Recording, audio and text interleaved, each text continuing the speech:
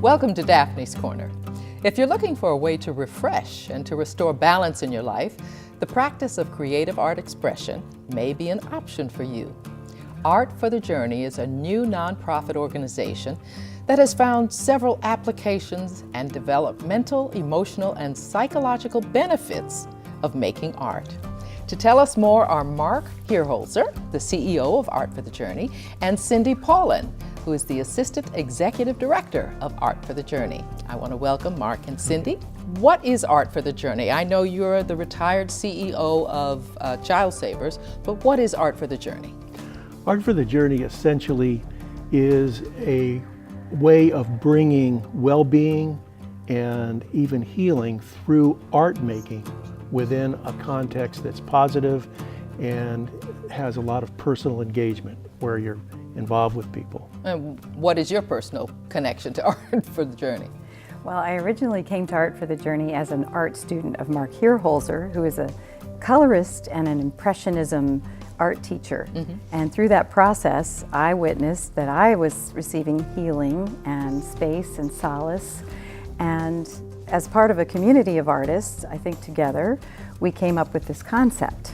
Ah, you serve a wide community of people. We do. Tell us about some of the different communities that benefit from what you do. Well, first of all, the business of art making and what it can do for an individual can happen to anybody. There's no age, there's no style of life that prohibits people from having this experience. So we started out with taking the experience to women in prison and saw the benefits to them of this in terms of creating a space for them that was safe, where they could, in a sense, step back from all the things they were dealing with in that environment. And Cindy's experience with dementia and Alzheimer's brought us a whole nother concept. And what about people who are under a lot of stress? Does this art process help them as well? Well, we have a long list of people that we are now working with. Women in prison, people with dementia and Alzheimer's. We work with the inner city children in the east end of Richmond, as well as rural school children. We work with kids with juvenile diabetes. We now work with veterans who suffer PTSD. And we work with third-year medical students. Ah, third-year medical students. That's a lot of stress. They may win because they have seen, they've seen some very distressing things, and we bring this opportunity for creating art and helping them see that a non-pharmacological therapy can be found. Talk about the validation and the connections that people get by going through this process.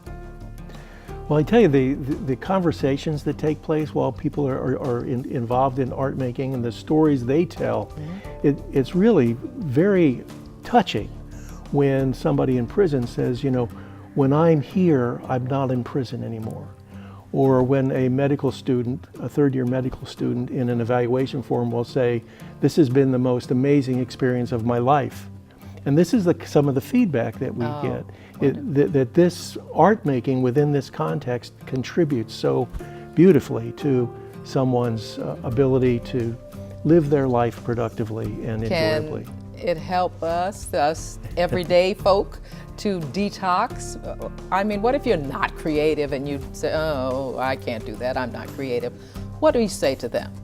Well, actually, there's an opportunity with Art for the Journey. They may consider volunteering with us because we bring not only artists but also non-artists to each of our programs. We bring a whole team of people on our Art for the Journey van, and they might become a volunteer with somebody with dementia, sitting across from them and assisting them through an art making process, or they might pour paint for third-year medical students, and they too will receive well-being. How does it bring healing to someone in a community that needs healing? I believe that art helps you find a space. It creates a place where you focus on color and light and shape, and you're not thinking of anything else while you're creating a work of art. And I think that helps all of us. I tell you, art by itself, I think, makes that magic happen. If you combine a positive environment with art making, it touches something inside of us that can't be touched any other way. And given that opportunity, a healing will take place. And this is throughout both the mental health industry that uses art, as well as the everyday person dealing with all the stresses of their life, and art making can do the same thing for them. That is just great information. Thank you very much for joining us, Mark and Cindy. To find out more about Art for the Journey and how art can benefit your life, visit artforthejourney.org.